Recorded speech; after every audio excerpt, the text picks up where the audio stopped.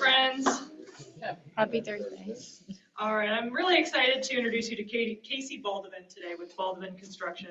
He's a local construction owner and developer in the Peoria area. He began his construction career at a young age, assisting his dad in construction projects, and then running his own side business when he was in high school. Casey is a superintendent. He was a superintendent of PJ Hair before he began his own business. He now owns and operates Baldovin Construction and Baldovin Development Company. I'm sure you've seen their billboards around, you've seen their signs around on all the projects they're working on, so we're excited to hear a little bit more about those. And if you haven't already, follow them on social media, because not only are you going to get updates, but you'll enjoy them watching them as well with their creative marketing team. So I want to welcome Casey today.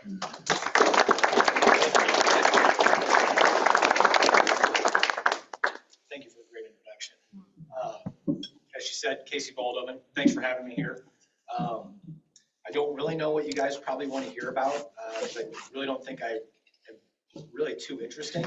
It's construction and buildings, but you know, I guess I'll speak on some developments we have going downtown in the warehouse district and just, you know, overall what I see for the community. And then I'll probably open it up to, you know, if you want to ask me anything about, you know, how awesome the city is to work with, or, you know, building developments, or how I got gray hair so young. I can answer a lot of those things at that time. But yeah, so got into construction at a young age and started my construction company really when I was just out of high school, and was building houses. So then got into working at PJ Hair. My dad told me that it's real cool to build homes, but it's not real complex.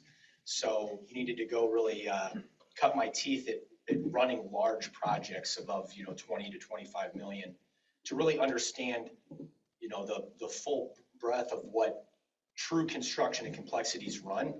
And so I did that at PJ Hair, and that really helped me become successful at being able to navigate those early issues when you have your own company, especially in the construction industry, which then had me bring in a design aspect to the company, so we could do design build in-house instead of dealing with an architect firm outside. So trying to make it a little bit less painful for clients, because it's anybody that's done construction projects know it's probably just about the most miserable thing in your life that you've ever endured.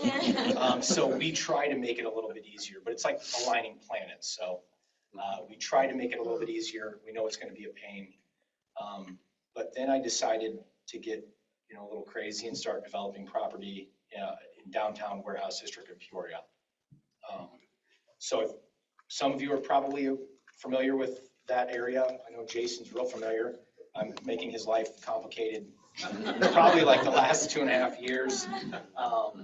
But the Federal Warehouse building in Mitchell Fabrics, we've put under development. That one actually, people will start moving in June 1st. We have some commercial tenants, but 90 apartments are coming on to lease June 1. So start moving people in there. We've got, I don't know if anybody's been to Bloomington, but Pop-Up Chicken and Love Shack is coming to Peoria. If you haven't been there, I would definitely check it out when it opens. Their food's phenomenal.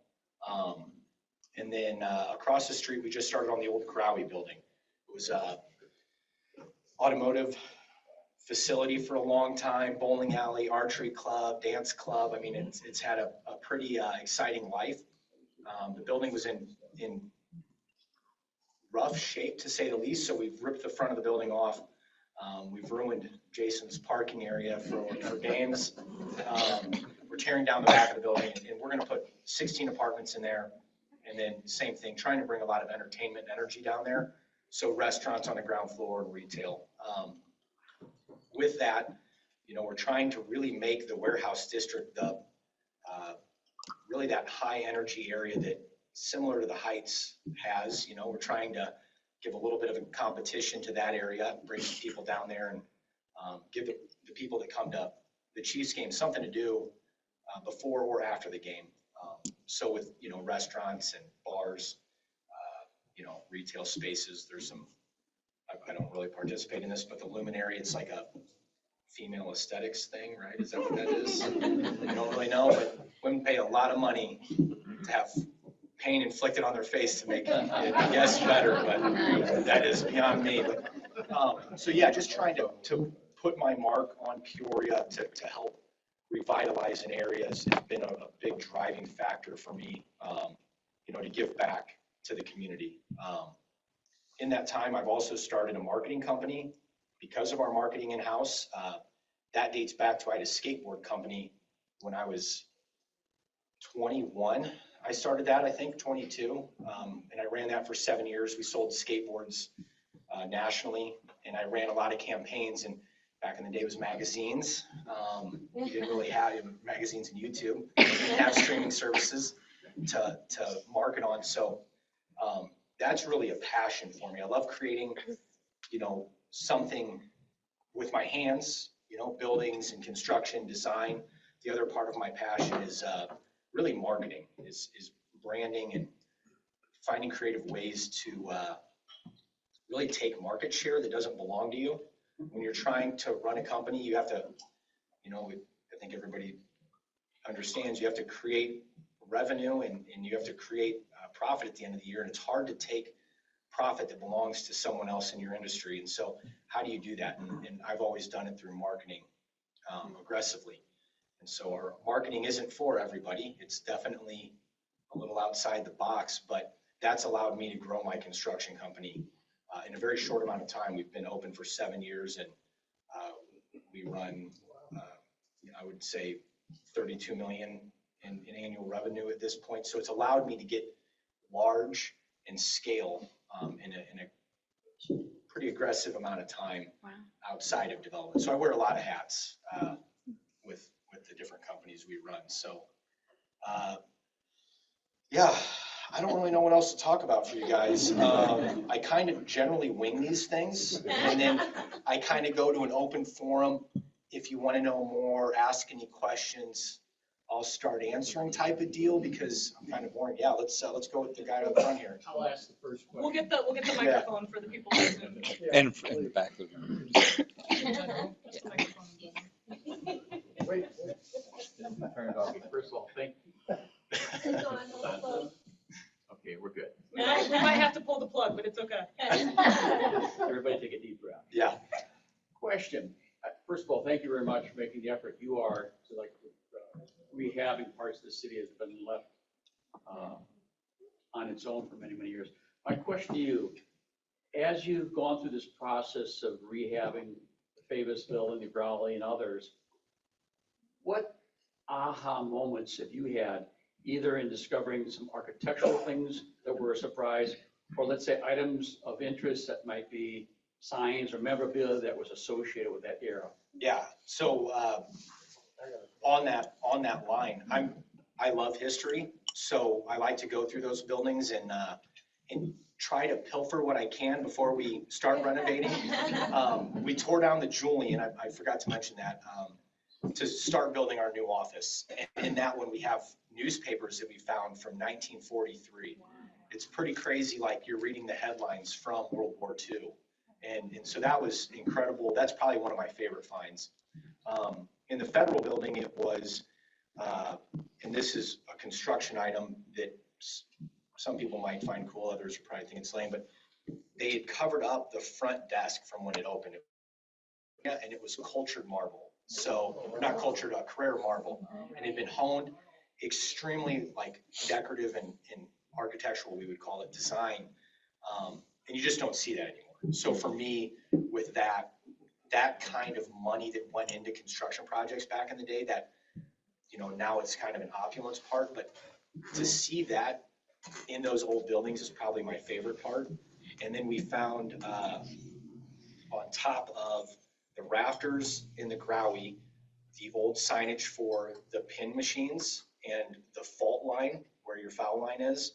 So we've saved those, as well as the blueprints for the buildings.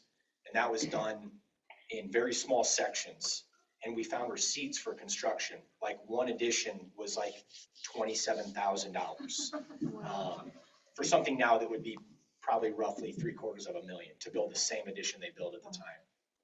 So just things like that. We found barrels with, when you pour concrete decks back in the day, they would run 1x6s or 1x8s, and they would run them, perpendicular to each other to layer them up.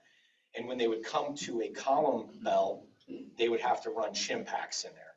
And so they have buckets, barrels that they built, and they'd run these 1x shims in it with a mallet wood hammer. And we found one inside the roof on the Mitchell building. And so that was incredible, like sawhorses and that, to just see how the guys worked back in the day. So I can keep talking on that, but I'll let you. I got a question. If you come across the Bob Michael Bridge into the downtown area. Yep. The streets are in horrible situation. They're terrible. Yeah. And they keep talking about wanting to redo them, but nothing happens. Yeah. And that's got to have an effect on getting renters down there. Yeah. In the area. What are you able to do about that? I can't do anything for the roads. However, I try, this is the hard part about being a contractor and then a developer. As a developer, I try to lean really hard on the city and be a thorn in their side to inflict my weight. So when you develop, I have $50 million in construction developments going. So it carries a little more power with the city as a developer in a voice. So you try to lean really hard on them. The problem is I'm a contractor as well. So then they take it out on me on the construction side by making permitting very hard for other projects. So I run this, and I've learned over the 7 years how to tread a little bit more lightly on what my asks are, but we usually call and the conversations don't go well and they're kind of heated. We sit down and we go back and forth because the city will want development and they want us to bring tenants and renters in, but then they don't want to do anything they say they do. It's a miracle. But they say they want to be helpful, but then they actively go against being helpful, like at every turn. We got the road beautification. So now we've got this agenda that was passed years ago, and we're going to put sidewalks in industrial parkways that don't need to be there. But then this year, on January 1st, hey, let's start enforcing it. Why? Why are we adding $250,000 to a construction project that it's not needed? So you got to try to find ways to pressure them. And so I don't know, lack of a better word, I bitch at them a lot. I mean, do I need to put $1 in the boot for that? Is that like a swear jar? Second part of the question from a marketing standpoint, how are you going to get people down there to rent those units? Oh, that's actually quite easy. We had a pre-leasing for 90 units. I had 84 of them pre-leased. Really? Yeah, before we even started construction. There are so many people that want to be down there. So what I'm doing from a marketing standpoint, and this is something that Peoria and I probably are a bit contentious with each other about, is I'm trying to market for the city of Peoria with my marketing at my own cost. I'm making commercials and have for the last 2 years that I'm showing in Iowa and Indiana and Wisconsin where I'm paying for it, and I'm trying to bring people to Peoria, not to my facility, to Peoria. We've hired people from Tennessee, South Dakota, Arizona, and relocated them here. So we're trying to bring people here. In the city, I think it's kind of like a field of dreams with this city. We're here, you build it, people will come, let's just hope. We gotta market like a business. It has to be marketed like a business. And I can't just market my facility. That's great, but like when I show my facility, people want to see what's there. What are my amenities? What's the surrounding area? I'm dating a girl that moved here from Michigan, and in doing that, like the first thing you do is you're going around the city. What does this have that's different from somewhere else? And we have a beautiful city. So I just try to market what's around. A lot of people don't know what the warehouse district has, and it has a lot of potential. It doesn't have everything yet. But I see that potential. That's why I've invested a lot of money and time there. I believe that we have one of the most beautiful baseball fields and parks. We have a phenomenal team. I'm trying to capitalize, and I know that's probably a taboo word, I'm trying to capitalize on the fact that we have that right there. We have a riverfront that's gorgeous. Most cities would kill to have a riverfront like that. So I'm trying to invigorate downtown after the Pier Marquette and Main Street. That really flattened the city. Like, if I'm being honest, that flattened energy down where we're at. I'm trying to bring it back because that's what the city was known about. Like, they were known that Main Street was a blast. It was bright, it was fun. And so I'm trying to invigorate that again. And, you know, I'm not gonna lie, a lot of it is my money and vision. I'm bringing in a deli bodega because that's what's needed. And unfortunately, that's what it's gonna take because a lot of young entrepreneurs that I'll business coach, they don't have the means to execute. They don't even know where to go get a commercial loan. They think talking to their real estate, their home mortgage lender is how you get an aggressive commercial loan. And it's like, we're not even, no offense, I am sorry. I'm just saying, it's. I saw some tears. This is why I'm Great. sorry. Don't be sorry. I get real sideways on stuff. I could talk for days. But yeah, to answer your question, I'm just trying to market the whole area. What about running for mayor? No, I probably got too many skeletons in my closet for that. So thanks so much for being here. I retired as a commercial realtor at Remax. Mike O'Brien was my business partner. Yeah. Yeah. Yep. And a couple of things downtown. One, when we worked on, I was the person behind 3030 apartments upstairs over that. Oh, yeah. Used historic tax credits for Yep. that. But a couple of memories. One is in the Julian,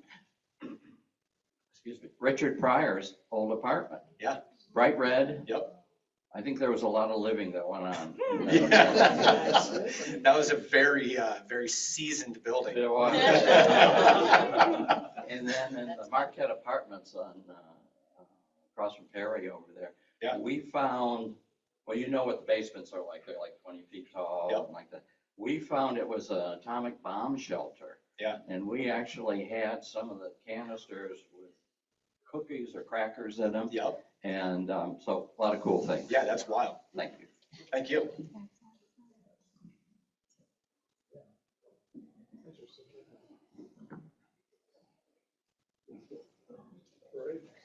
Before the meeting, I was talking to the insurance guy about rates going up, and primarily because of the economics of the building industry. What can you comment about costs in building supplies, equipment, where you see it going, how it's affecting your business, how it's affecting development?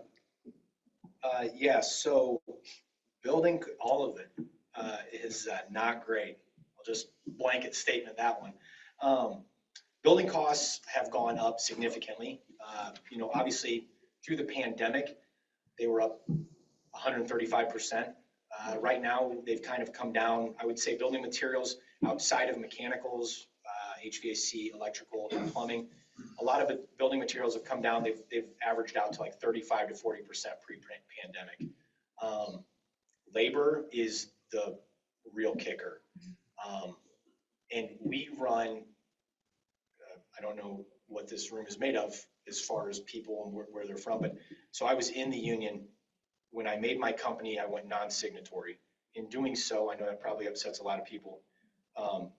I pay my guys the same as if they were in the union. So I match insurance, benefits, and we take our benefits beyond because there's certain things we can't match, like a retirement. So we do as much as we can for the benefits on that side, plus we give them extra. In doing so, it allows me to retain, and we still can bid prevailing wage or union work. In that though, I'm big on retention because if you're going to train people and they're valuable to what you're trying to create, you need to retain them. So wages have gone up significantly. And we have 7 companies within the umbrella of all of my companies. buildings. In those, we pay everyone not based on what like industry averages are, but based on the value of what they are to help us grow. So if an architect only makes unlicensed, no stamp, 65,000, if that architect within our company is doing really well and we can provide a greater salary, that's what we're gonna do because we want to retain. That's the goal, is because the cost of the building materials, we can get over that. It's retaining your employee, because as an employer, they just go all over. In the skilled trades, if I'm speaking on that, there's no one. They're not coming out of high school anymore like they used to. And I spoke in Peoria about skilled trades as an option to some of these kids. And because I'll make a comment, I probably graduated the bottom 10 of my high school. I was not a book smart. I mean, I couldn't sit still in school. I mean, you can see it in the way I present here. I'm not prepared. I'm just winging it. I fly by the seat of my pants. I'm good at business, so I've always leaned on that. My brother, very book smart, went to college. That's great. Ended up being a carpenter. So like, did we really need the school debt for this? You know? But it was different. I grew up a path with my dad working because I'm mechanical. It's what makes sense, how I see things. My brother, very book. But we have to expose these kids to skilled trades earlier. They need to be aware of it. I'm speaking at schools, they don't even know what skilled trades are or what they make. They'll come out and be like, oh, you make $35K. I can assure you, I did not build what I've built off of $35,000 a year. So like, we need to start educating them, because there might only be one kid in a graduating class, but that one kid, if he's exposed to it, he'll come to the trades. So like, it's, that's the hard part. Now, back to the point at hand. Interest rates are killing development. We've probably looked at, right now I'm looking at building a development in just outside of Dallas-Fort Worth, one in Tucson, one in the Ozarks, and then we're looking at possibly buying one off of another developer in Bloomington that's shovel ready. All of those are in like a crawl stage because of interest rates.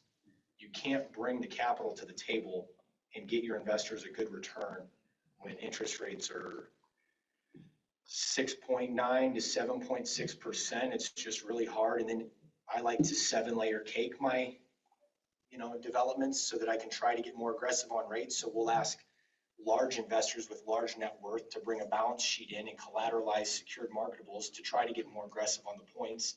And still, you're paying if you have somebody secure $7 million to get a loan down 100 basis points, that's hard. And that's you're paying $500,000 just to secure their secured marketables. Are still making money. They just have to earmark them. And you're just trying to do anything you can to get a building development off the ground, which is needed.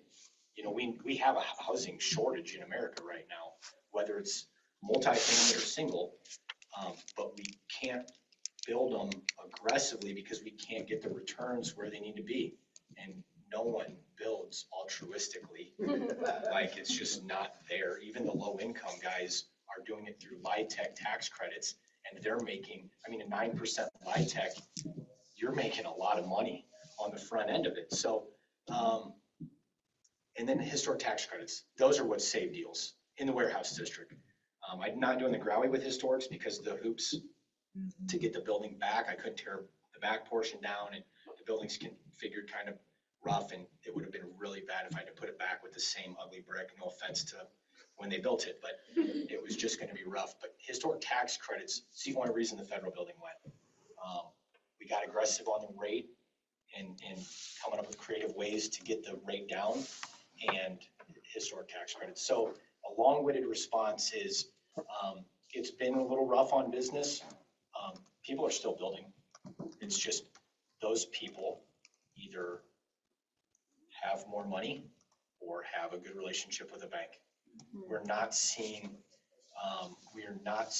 as much of the uncalculated spending on homes and businesses. It is very calculated, and,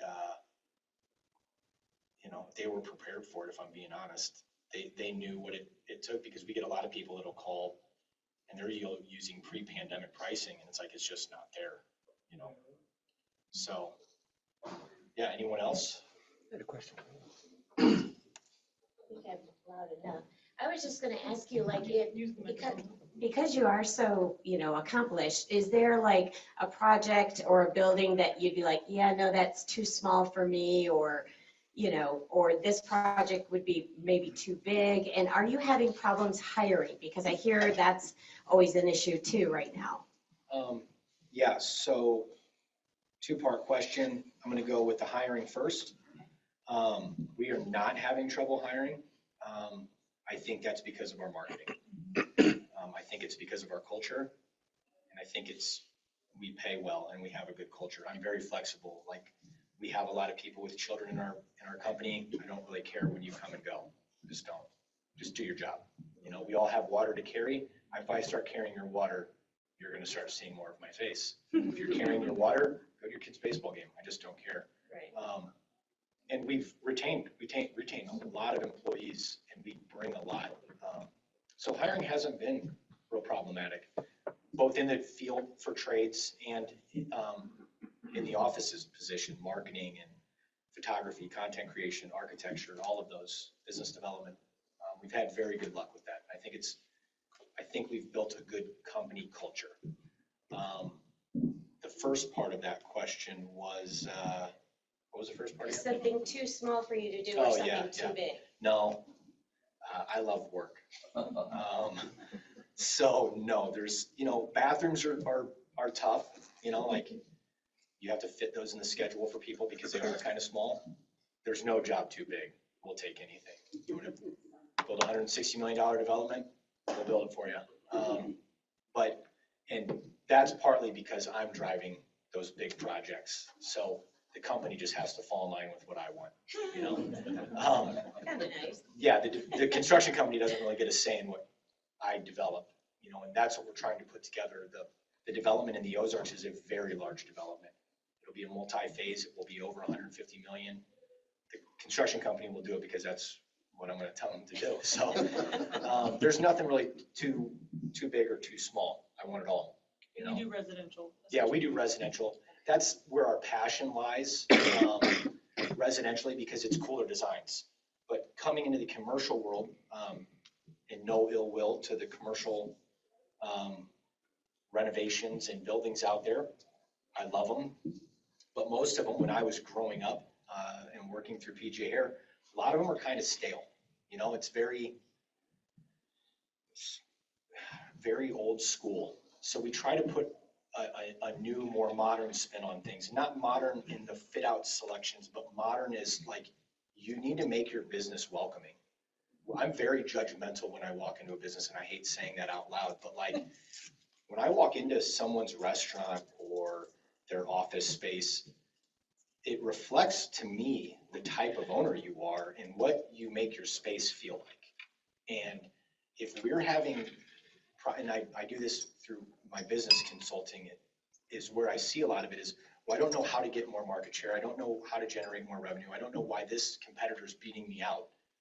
When it's like, you look at the competitor and it's like, well, I mean, one of it might be that they've done something with their business aesthetic that is maybe relaxing someone or bringing them in. We see a lot in the dental industry, which is where we really cut our teeth on broadening that business scope to showcase to other businesses that you can invest in your fit out and it will go a long way for you. Because no one wants to go to the dentist at all. They're miserable. Great people. Right. Miserable to go there. How do you make it feel a little bit better? A lot of them, when we've designed for them, we try to make it feel more home-like. A lot of tile on the walls, fit outs that feel welcoming. That when you go in there, you're not at the dentist. It doesn't smell like the dentist. It doesn't feel like the dentist. I hated my dentist growing up. Nothing against him, but like, God, just walking into that building, I was like, this is the worst. So, so again, sorry, I got sidetracked. Yeah. I had a question for you. with your experience as a developer, would you say objectively that Peoria is an attractive market? Or are you mainly working here because you have a connection with the city?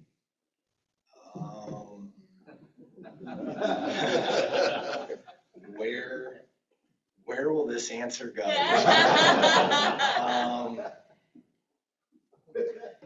They say in business, you got to stick to what you know, right? Like if you get sideways, like I'm not going to go retire from doing what I do to go run a restaurant. It's just not what I'm going to do. It's a way to go out of business or lose money. In developing, you got to cut your teeth close to home. I've watched contractors and developers lose it all through working at PJ here. I would watch them lose everything because they were too far from home, too far removed, too far out of their bounds. I don't want to develop in Illinois. You know what I mean? Like, it's not by choice. And if I'm honest, Peoria is not the greatest market to develop in. I'll be transparent. The city knows I feel that way. Made it quite apparent to them. I have other municipalities that call and offer me buildings, property, incentives that are far greater than Peoria incentives. They welcome development. They don't look at us as like we're the plague. I can't help that some developers had some really bad transactions. That's not my business. I'm just trying to help Peoria. But I'm cutting my teeth here with large developments in an area I love. I love the warehouse district. For me, my dad did the Seal Test building. He did the Maxim building with PJ here. Those are buildings I grew up in watching get remodeled, finding the old iodine blueprints. So I love the area. Would I develop in the warehouse district if I wasn't trying to become a developer and cut my teeth here? Yes, I would still develop there because I see a huge upside. Financially, Peoria is a market that's slept on. We talk about that a lot with other investors I have, is when I try to bring them from Maryland or Texas or wherever I'm trying to bring in capital from, they're like, well, why would I put it in Peoria? Chicago's there. Well, Chicago's saturated. Like, businesses are coming and going out of like a neighborhood's a neighborhood. It doesn't matter where you put it. Like if you go to Chicago, the West Loop is just like the warehouse district. Those people are not driving around the 2.5 hours it takes to get around Chicago to see other stuff. They don't even have a car. They're walking around their district. That's what I'm trying to do here. I love Peoria. They just make it a little difficult as a developer sometimes. But, I see the potential that Peoria has. And they're starting to get the ball rolling in the right direction. I'm seeing progress, so it gives me hope. I wouldn't be looking at the Bloomington development if I didn't believe in staying in this market. I'll still develop here. It's just hard because they're much more competitive markets as far as incentives go. And I'm not saying that we need everything for free. I don't want to give developers a bad name, but we do need a little help. But the incentives can just be a little bit better somewhere else. But overall, I gave a really bad answer. No, that's good. No, I thank hope you. no one's watching that. Yeah. It answered my question. Thank you. Yeah, thank you. Like I was sweating a little bit. Well, yeah, thank you. Are we good?